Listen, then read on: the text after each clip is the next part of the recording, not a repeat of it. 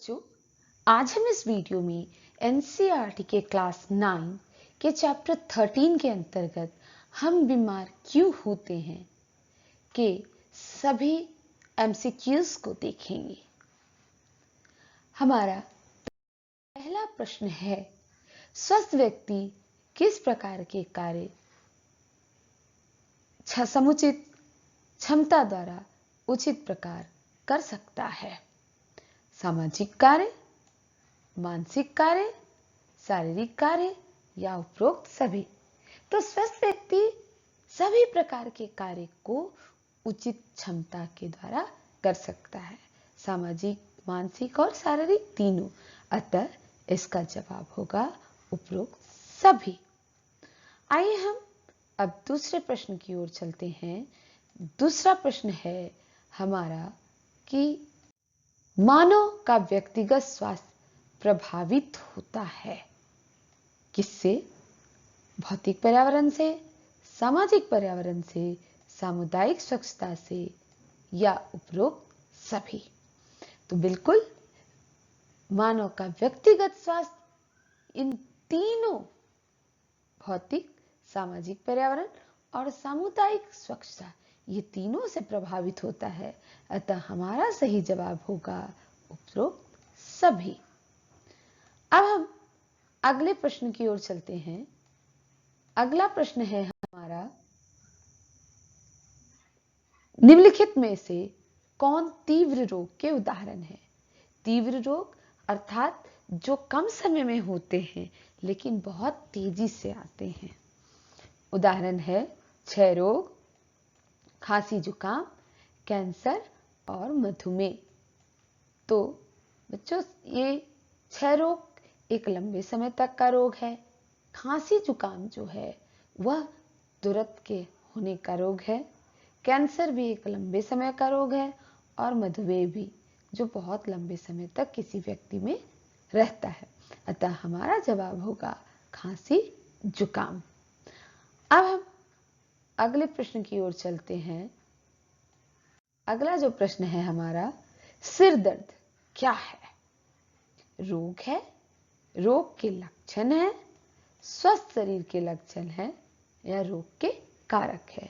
तो बच्चों, सिर दर्द कोई रोग नहीं है, क्योंकि सिर दर्द बहुत सारे कारणों से हो सकता है।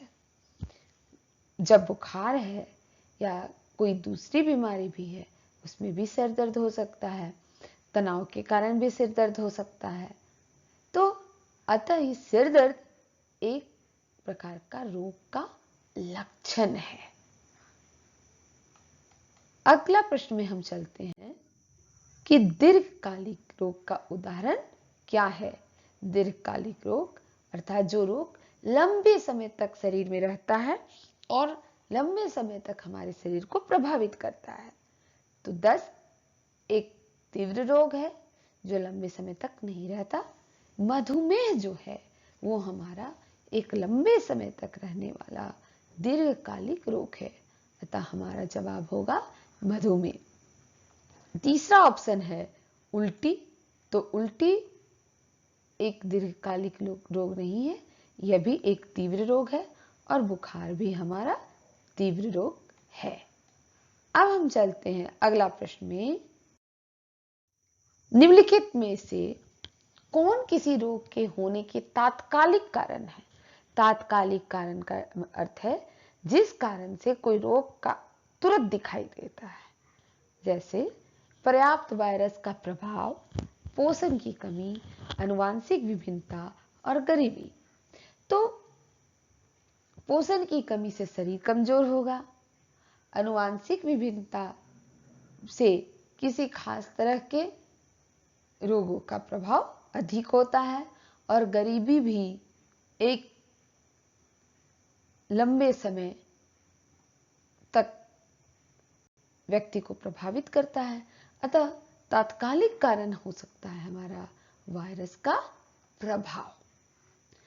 अगले प्रश्न की ओर हम चलते हैं। अगला प्रश्न है हमारा, निम्नलिखित में से कौन संक्रामक रोग है? संक्रामक रोग यानी एक अस्वस्थ व्यक्ति से एक स्वस्थ व्यक्ति में फैलने वाले रोग को हम लोग संक्रामक रोग कहते हैं, जिसके कारक कोई जीवाणु, विषाणु या प्रोटोजोआ होते हैं। तो इसका उदाहरण हमारा है हैजा, क्योंकि कैंसर ये संक्रामक नहीं है, यह किसी व्यक्ति में फैलता नहीं है। उच्च रक्तदाब भी ये फैलने वाला रोग नहीं है, किसी व्यक्ति के अपनी हृदय के प्रभाव के कारण उच्च रक्तदाब होता है। मोटापा भी व्यक्ति के खान पान के कारण मोटापा होता है। अतः हैजा जो है हमारा एक संक्रामक रोग है। अब हम अगले प्रश्न पे जाते हैं, प्रोटोजोआ से होने वाले रोग क्या है? तो रोग के कारक जीवाणु, विषाणु सभी होते हैं। तो प्रोटोजोआ से होने वाले रोग जो हैं वो मलेरिया है, क्योंकि मलेरिया में जो मच्छर जो है वो एक प्रोटोजोआ को हमारे शरीर में प्रवेश कराता है। एड्स वायरस से होने वाले रोग हैं। टाइफाइड बैक्टीरिया से होने वाले रोग हैं। डेंगू बुखार भी वायरस से होने वाले रोग हैं। अतः इसका सही जवाब हमारा होगा मलेरिया, जो एक प्रोटोजोआ से होने वाला रोग है। त्वचा रोग होते हैं वायरस से, बैक्टीरिया से, प्रोटोजोआ से या फंजाई से। सबसे अधिक त्वचा रोग जो होते हैं वो हमारे फंजाई से होते हैं। अतः हमारा सही जवाब है फंजाई। त्वचा रोग का कारण फंजाई होता है। 10 नंबर का प्रश्न है, एंटीबायोटिक लेना उपयोगी होगा किस स्थिति में? वायरस संक्रमण होने पर, बैक्टीरिया संक्रमण होने पर, आनुवांशिक रोग होने पर, प्रोटोजोआ से संक्रमण होने पर। तो इसका भी सही जवाब है बैक्टीरिया के संक्रमण होने पर, क्योंकि एंटीबायोटिक तभी प्रभाव डालेगा जब व्यक्ति जो है वो जो कारक जीव हैं अपने ऊपर एक परत लिए रहेंगे, कोशिका भित्ति का निर्माण करेंगे और तभी ये हमारा कार्य करेगा। अतः इसका भी सही जवाब है बैक्टीरिया के संक्रमण होने पर एंटीबायोटिक वायरस पे कोई प्रभाव नहीं करता है। आनुवांशिक रोग होने पर भी एंटीबायोटिक का कोई प्रभाव नहीं होता है। प्रोटोजोआ के संक्रमण होने पर वह रोग की तीव्रता को कम करेगा, परंतु पूर्ण रूप से खत्म करने में सक्षम नहीं है। अतः हमारा सही जवाब बैक्टीरिया से संक्रमण होने पर है। 11 प्रश्न है, संचारी रोग क्या है?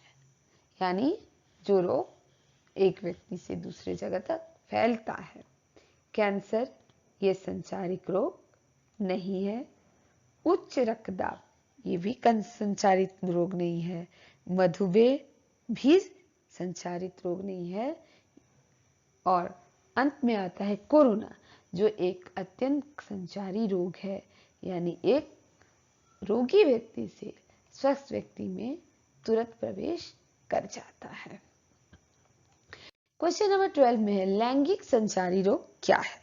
लैंगिक संचारी रोग का अर्थ है जो लैंगिक कारण से, लैंगिक संबंध से एक व्यक्ति से दूसरे व्यक्ति में पहुंचता है। उसका उदाहरण है निमोनिया, सर्दी खांसी, एड्स, कैंसर। इन सभी में निमोनिया लैंगिक संचारित रोग नहीं है, सर्दी खांसी भी लैंगिक संचारित रोग नहीं है। एड्स जो है वो लैंगिक संचारी रोग है, यानी शारीरिक संबंध बनाने से भी एड्स जो है एक व्यक्ति से दूसरे व्यक्ति में फैलता है। अब हम अगले प्रश्न की ओर जाते हैं। बहुत रोग संचारित होते हैं, यानी रोग एक जगह से दूसरे जगह किस प्रकार जाते हैं? हवा से, जल से, जीव से या उपरोक्त सभी?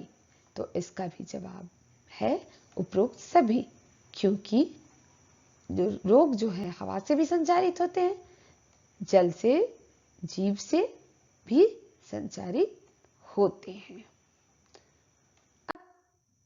अगला प्रश्न है, हमारे शरीर में स्थित कौन सा तंत्र रोगाणु से लड़ता है? हमारे शरीर में बहुत सारे अंग तंत्र हैं जिनके अपने अपने कार्य हैं।